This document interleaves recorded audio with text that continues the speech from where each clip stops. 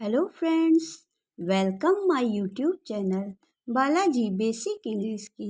इस वीडियो में हम एक बहुत ही प्यारी, बहुत ही अच्छी शॉर्ट मॉरल स्टोरी लेकर आए हैं।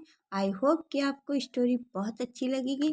अगर आपको स्टोरी पसंद आती है तो प्लीज़ वीडियो को लाइक ज़रूर से कीजिएगा। हम अपनी पूरी कोशिश करेंगे कि आपको वर्ड टू वर्ड मीनिंग समझाते चले। चलिए आपका ज़्यादा समय न लेते हुए स्टोरी स्टार्ट करते हैं। स्टोरी का टाइटल है द वेटल्स चैलेंज। ये एक भ्रंग की चुनौती। स्टोरी का नाम है भ्रंग की चुनौती।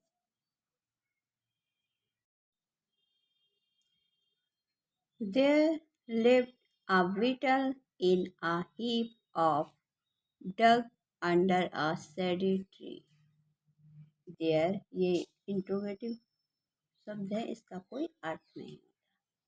लिव्ड रहता था, अ विटल एक भ्रंग कीड़ा, विटल कहते हैं भ्रंग को। In a deep in a heap, ढेर, हीप कहते हैं ढेर को, ऑफ डग गोबर, अंडर द शेडी ट्री। तो there lived a beetle in a heap of dung under a shady tree. पेड़ की छाया में, शेडी कहते हैं छाया, पेड़ की छाया में जो गोबर का ढेर लगा हुआ था उसमें एक वेटल यानी भ्रंग कीड़ा रहता था। He used to roll around the duck. He used to roll यानी चारों तरफ घूमना या उसके ऊपर घूमना, around चारों तरफ, the duck गोबर, and at some instead that get stuck in the duck. और वह गोबर के चारों तरफ घूमता था और जो गोबर में कीड़े पड़ जाते हैं उनको वह खाता था। Once an elephant happened to pass that way. Once एक बार, an elephant एक हाथी, happened to pass the way उस रास्ते से गुजरा। एक बार एक हाथी उस रास्ते से गुजरा।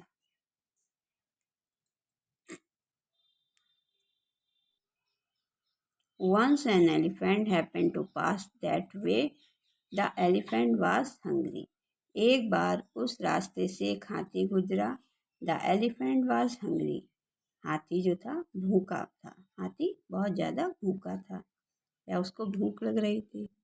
So he started. So इसलिए he उसने started शुरू किया to pluck तोड़ना out some branches from the tree.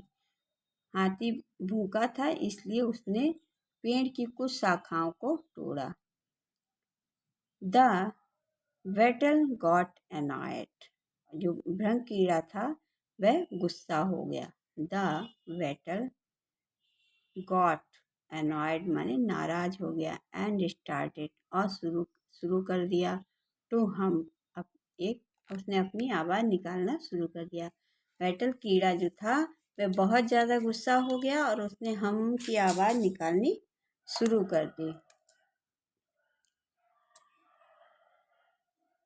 The mighty elephant did not take heed of this tiny noise. The mighty ताकतवर एलिफेंट, द माइटी एलिफेंट हाथी इतना ज़्यादा ताकतवर होता है और इतना बड़ा होता है कि did not take heed of this tiny noise, उसे उसकी आवाज़ सुना ही नहीं पड़ी। But the smell of the old dung, but लेकिन द स्मेल बदबू, ऑफ द ओल्ड डग जो पुराने गोबर की बदबू थी, was so foul that the elephant could not bear any more. तो पुराने गोबर की बदबू इतनी ज़्यादा थी कि अब वह हाथी उसको सहन नहीं कर सकता था। As the elephant as the elephant was about to leave that place, as the elephant हाथी was था अबाउट टू लीव, छोड़ रहा था, दैट द प्लेस, अब वो हाथी उस जगह को छोड़कर जाने लगा। द वेटल फ्लू, भृंग कीड़ा उड़ता है। नियर एंड साइड, और उसके पास जाता है। भृंग कीड़ा उड़कर हाथी के पास जाता है। हे एलिफेंट, हे हाथी, aren't you afraid of my loud humming? वह कहता है कि तुम डर गए मेरी इस तेज आवाज से। भृंग कीड़ा उड़ के हाथी के पास जाता है और कहता है कि तुम मेरी इस तेज आवाज से डरे हो कि नहीं। That it why you are living, इसीलिए तुम ये जगह छोड़ के जा रहे हो।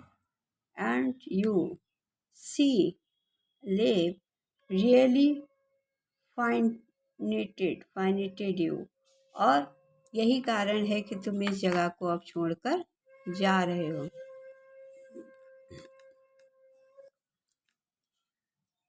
नाउ द एलिफेंट, अब हाथी, गॉट रियली वाइल्ड, अब हाथी को वास्तव में गुस्सा आ गया। He blew some air right at the beetle and the beetle flew far away, अब हाथी को सच में गुस्सा आ गया था और उसने कुछ एयर यानी हवा, सम एयर राइट एट, उसने कुछ हवा को द वेटल एंड मतलब उस भृंग कीड़े के ऊपर छोड़ा। उस हाथी को वाकई गुस्सा आ गया तो उसने कुछ सांस लेकर कुछ हवा सांस के द्वारा उसके ऊपर छोड़ी। And the beetle flew far away, अब पता ही नहीं कि वेटल कहाँ गया। Out of the elephant site, अब वह हाथी को दूर दूर तक कहीं नजर नहीं आया। The elephant went away as if nothing had happened, अब हाथी वहाँ से इस तरीके से चला गया कि मानो कुछ हुआ ही नहीं हो।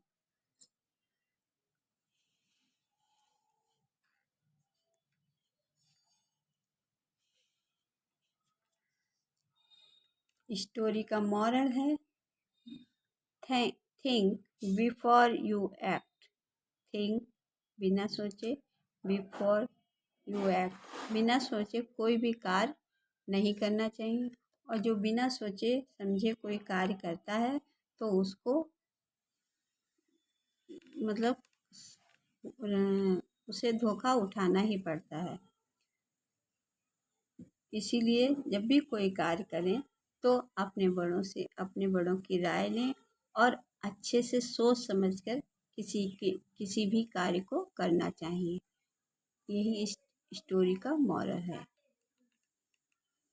अगर आपको मेरे पढ़ाने का तरीका थोड़ा सा भी पसंद आता है तो प्लीज़ वीडियो को लाइक कीजिएगा। अगर आप पहली बार मेरे चैनल पर विजिट कर रहे हैं तो मेरे चैनल को सब्सक्राइब ज़रूर से कीजिएगा।